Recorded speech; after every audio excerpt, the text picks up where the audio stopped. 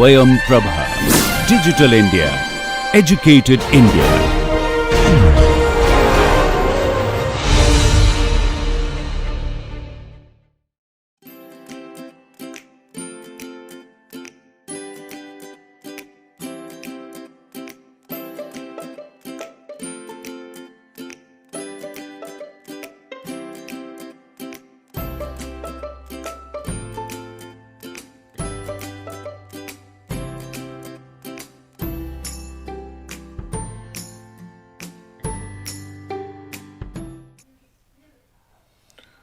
So, last class I have discussed that how we can develop load settlement curve for pile analytically based on elastic analysis. Now, this is the procedure that I have discussed, and these are the curves. So, as I have discussed that first the friction resistance will be mobilized, then the tip resistance will be mobilized, and during the friction resistance mobilization there will be also some amount of the tip resistance. So, this curve is the curve for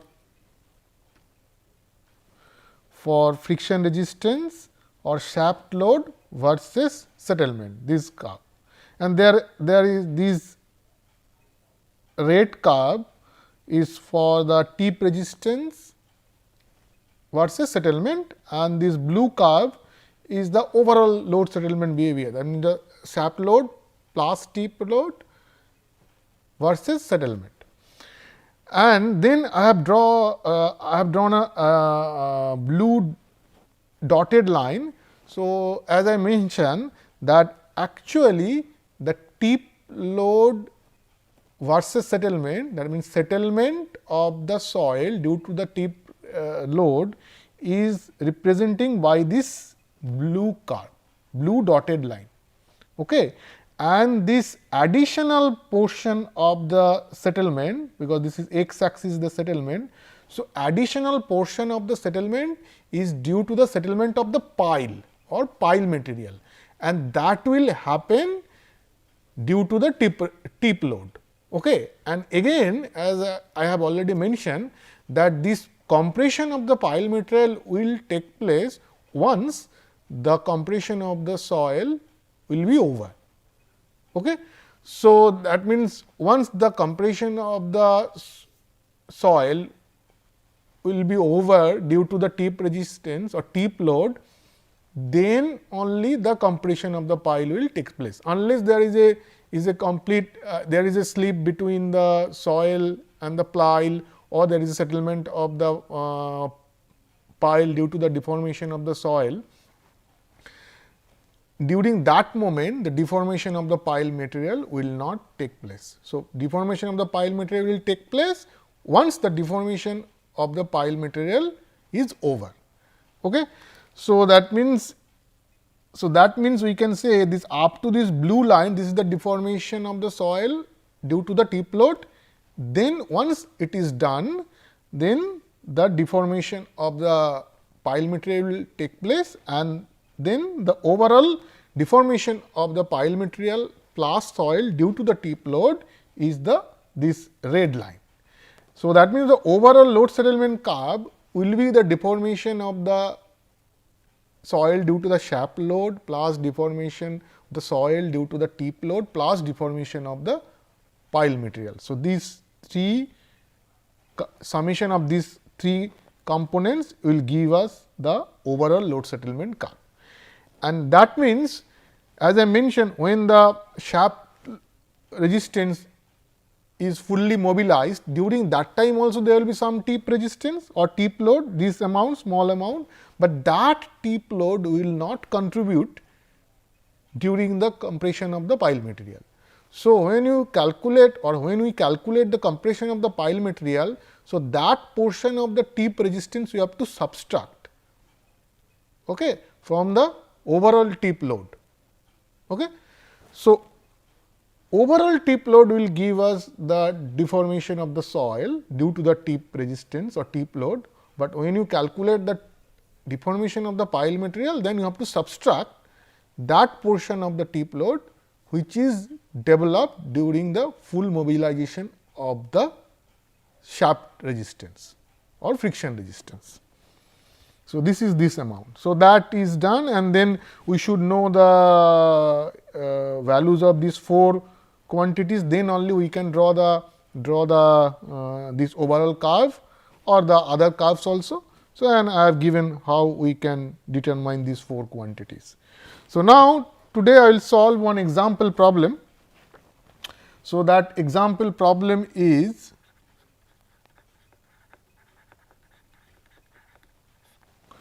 that we have a pile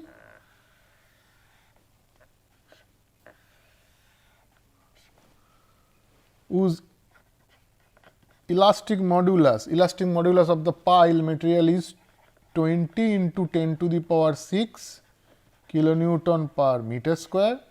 Elastic modulus of the soil is 70 into 10 to the power 3 kilonewton per meter square. Average undrained cohesion is 100 kilonewton per meter square, that is average along the pile shaft, that means along the length of the pile, and cohesion at the base is 120 kilonewton per meter square. Then mu value of the soil is 0.5, which is a cohesive soil. Then alpha adhesion factor is 0.35. So, I have already given you the table from where you can determine the adhesion factor for different soil or different cohesive value of the soil. And so, adhesion is alpha into cohesion. Okay. So, now the it is a circular pile whose diameter is 0.5 meter and length of the pile is 15 meter. It is in floating pile and we have taken the average cohesion. So, that means it is a floating pile.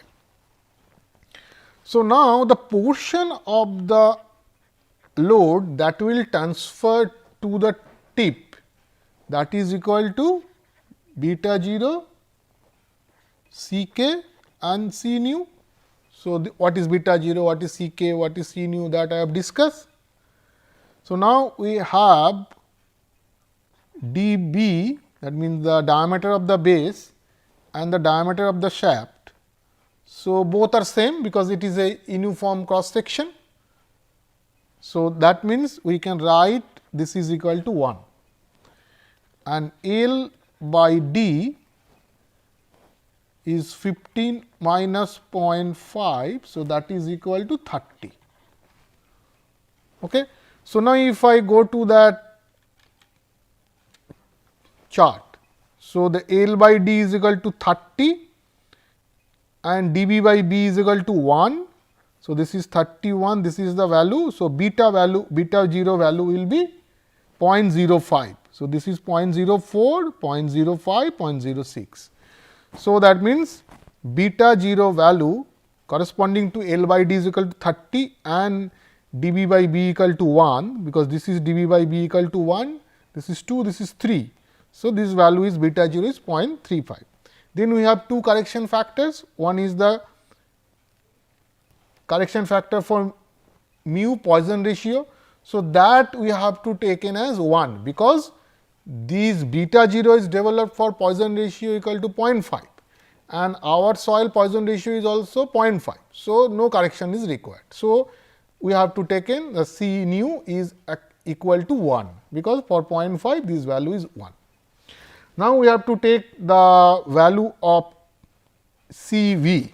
So, now we can write that here corresponding to this value we have taken beta 0 equal to 0.5 0.05. Okay. Now, we know that our k value is EP RA. So, what is K I have discussed? ES. This is the K value, and EP is 2 into 10 to the power 6, and it is a solid pile, solid cross section or solid pile. So, that means the RA will be 1. So, RA will be 1. So, I have already discussed in the last class how we can determine the RA for solid pile or for the hollow pile. So, it is for solid pile. So, this is 1 and ES is 70 into 10 to the power 3. So, this value is 2286. So, as I mentioned, my C nu will be 1 because the Poisson ratio itself is 0.5. So, this is C nu which is equal to 1. Now, C k we have to calculate, okay, for corresponding to this k equal to 286. So, beta 0 we have calculated, this is 0.05, this is the value, and for k equal to 286 and L by D is equal to 30. So, this value will be C k value will be around 0.6. So, this is for 30 will be somewhere here, and this is 286 will be here. So, this is the C k value. Okay. So, C k value or the beta 0 value is been calculated as 0.05 or is been taken as 0.05 from the curve, and C k value for correction factor due to pile stiffness, and that is equal to 0.6 because k is equal to 286, this is 286, L by D is equal to 30. So, this will be around 30, 25, this is 50, this is 25, 10, 5, 2. So, 30 will be around here. So, this is the value, that is 0.6. So, we can write that C k is equal to 0.6. So, finally, this beta is equal to beta 0 is 0.05, C k is 0.6, this is equal to 1. So, this value will be 0.03. So, now similarly, we have to calculate I value also, because in this expression there is a term I and beta, these two we have to calculate, and I have also discussed that what is I, okay, in the last class. So, that means is I is equal to given as I 0, R k, R h and R nu, and that is also for floating pile, and for end bearing pile there will be different corrections. Okay, end bearing pile there will be R b is there, similarly C b is there, but here it is a floating pile. So, we are not taking those R b or C b value. So, again this I 0 we have to calculate, and I 0 value we can calculate from the chart that I have given. So, anyhow here the I 0 chart, yes, this is the I 0 chart, because this is C k and C nu is for floating pile. Similarly, for your end bearing pile we have to introduce C b, but here it is not an end bearing pile. So, that is why we are not taking the C b value. So, these are the C b charts for different L by D ratio and different E b by S also. E b is the elastic modulus of the base stratum or the rigid stratum, and then the elastic modulus of the soil above that rigid stratum. Okay, so, I 0 is for dB by B equal to 1, L by D is equal to 30. So, this is the value, and I 0 will be 0.064. Okay. So, here the I 0 value, this is 0.06, this is 0.07. So, and it is in log scale. So, this remember that this is in the log scale. Okay. So, that is it, that means I 0 is 0.064. Similarly, our R nu will be 1 again, because Poisson ratio is equal to 1, and there is a term R h. R h is that if there is a registratum and then within that soil, this is a floating pile. Pile is not resting on the stratum, but there is a registrata, and then the length of the pile is say L, and the thickness of that soil layer is H. Okay. In such case, we have to use the RH, okay, because this is a effect of finite soil layer, but our case any that type of information is not given, whether there is a finite soil layer existing or not. It is given a soil layer whose properties are given. So, that means we assume that there is no registratum is there. So, it will be a infinite, or the length of the soil layer is large enough. Okay. So, that we will not apply that correction. So, that means we will consider there is no finite strata. Okay. So, that means here that small h value is not a finite value. So, that means is the large depth. The depth is of this strata is relatively large. So, we can say in that case that our R nu will be equal to 1 and R h will be also equal to 1, because we are not incorporating the effect of finite strata. But there is a R k, and R k value is your k value is 286. So, this is 286 and L by D is equal to 30. So, that will be again here. So, 286 and 30, this is the 30 curve say.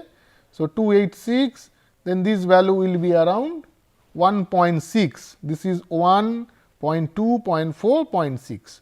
So, this is the value. Okay.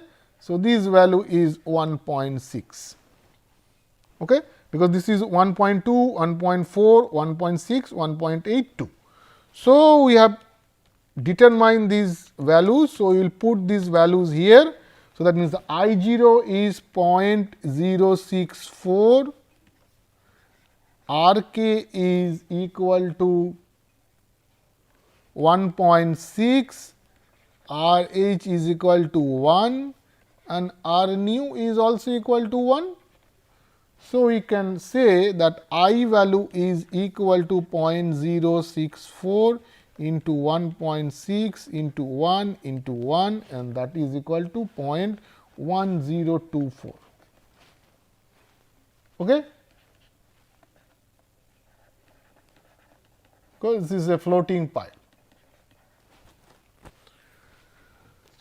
So, this is the information are given. So, based on that we have determined these values. Now, we have to calculate these 4 quantities, and equations are given for these 4 quantities, and I have derived all these equations in the last class. So, directly I will use these equations or these 4 values. Okay. So, first one is P y 1 and that is equal to P s u divided by 1 minus B. So, we can calculate that P s u is the ultimate frictional resistance of the pile, and that we can calculate as A s alpha C u into L. Okay. That is the ultimate friction resistance of the pile. So, if we put this value, that A s will be the, this is A s. So, A s I have written. So, L is already incorporated in that A s. So, we can write that A is equal to pi d into L, pi d is equal to 0.5 and L is equal to 15. Okay. And the alpha value is 0.35, alpha is 0.35 and C u, average C u along the length of the pile or along the shaft of the pile is 100 kPa. So, this is the value.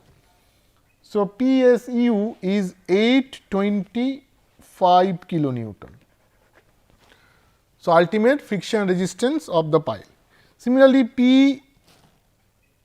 PBU, ultimate base resistance of the pile or the tip resistance of the pile, that is equal to 9 Cu into AB. So, this is equal to 9 into Cu is 100, Cub at the base is 120 into the area pi d square by 4, d is 0.5 square divided by 4. Okay, so, this is equal to 212. So, we know the ultimate friction resistance, we know the ultimate tip resistance also. So, PSU is 825, then 1 minus beta is equal to 0.03. Okay. So, this is equal to 850 kilonewton. So, what does it mean that when the friction resistance is fully mobilized, that means 825 kilonewton, in that time the tip resistance contribution will be 850 minus 825, 25 kilonewton. Okay. So, that means here when the friction resistance is fully mobilized, that time also there will be some tip resistance, and that tip resistance here is 25 kilonewton. 825 is friction resistance, total is 850 kilonewton. So, tip resistance contribution is 850 kilonewton minus 825 kilonewton is equal to 25 kilonewton. Okay, so, now we will calculate what is the deformation at this is the load when the friction resistance is fully mobilized. So, at that point the deformation is equal to, that expression is also given, and this is the expression. So, that expression is given I ESD PSU 1 minus beta. So, we will write that. So, I ESD PSU 1 minus beta, or directly I can write I ESD into P y 1. Okay. So, I value is how much? I value is 0.1024. So, I value is 0.1024, ES is 70 into 10 to the power 3, then D is equal to 0.5 and P y 1 is 850. So, at that point settlement is 2.49 or roughly 2.5 millimeter. Okay. Now, we will calculate the ultimate settlement, because we know the tip resistance and the base resistance. So, total load carrying capacity of the pile is summation of the friction resistance and the base resistance. So, that will be 825 plus 212, that will be 1037 kilonewton. Okay. So, at that moment the ultimate settlement, that expression is also given, that is equal to I by ESD into PBU divided by beta, okay, plus PBU minus PSU 1 minus beta into beta, and that is into L divided by AP EP. So, now I will put these values. I is equal to 0.1024, ES is 70 into 10 to the power 3, diameter is 0.5, then PBU is 212, beta is 0.03, then plus PBU is 212 minus 825 is the PSU, PSU is 825 into beta is 0.03 divided by 1 minus 0.03. then length of the pile is 15, then area of the pile is pi 0.5 square divided by 4 and EP is 20 into 10 to the power 6. EP is 20 into 10 to the power 6. So, from there I will get the value as 20.7 plus 0.71, that is 21.4 millimeter.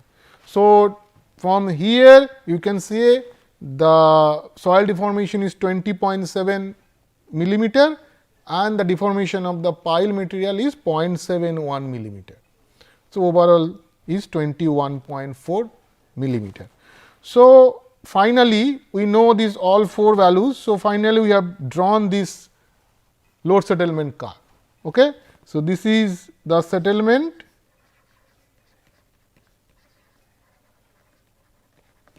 and this is the load. So, you can see that from here that when the total load, when the friction resistance is fully mobilized is 850, settlement is 2.5. So, the total load is 850 and settlement is 2.5. Similarly, the total pile load carrying capacity, the tip resistance plus base resistance is 1037 and the total settlement is 21.4.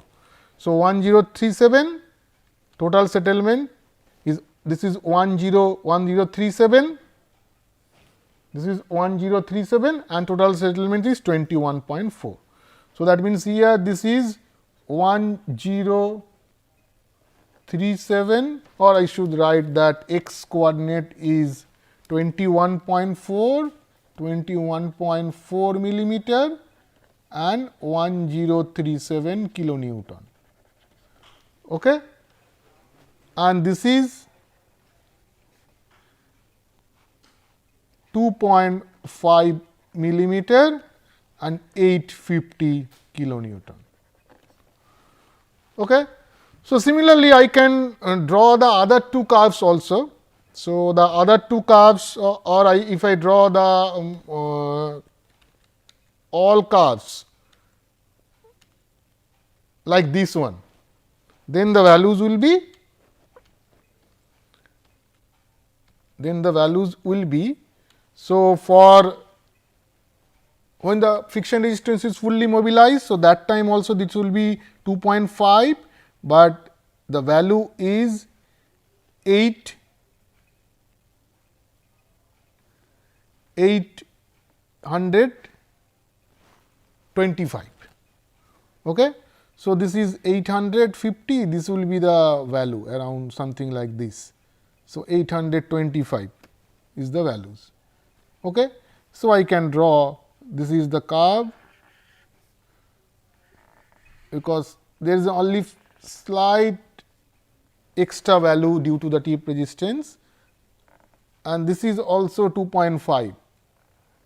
This curve is also, this is also 2.5. Okay. So, I should draw like this. Okay. So, and then it will be parallel to x axis. Okay. So, this is the shaft load settlement curve. Okay.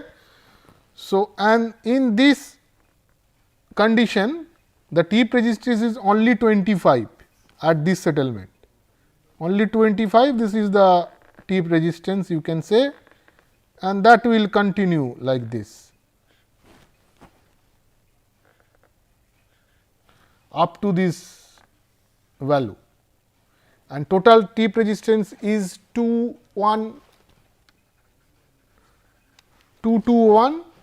So, 221 means 212 will be somewhere here. Okay. So, I can draw, this is like this. Okay. and then I can extend that. Okay. So, now this is the curve for base load and settlement. Fine. And then I have discussed that there will be a portion that is due to the pile material settlement, and that value is less than 1 millimeter. So, I can draw something here. So, this will be here. So, I can extend the draw that curve also, but the difference will be very small as the deformation is only 0.71 millimeter. So, which is less than 1 millimeter. So, if I write those values, so this coordinate, the value will be 2.5 millimeter and the y axis load will be 825 kilonewton. This coordinate, the values will be again 21.4 millimeter and this is 212 kilonewton.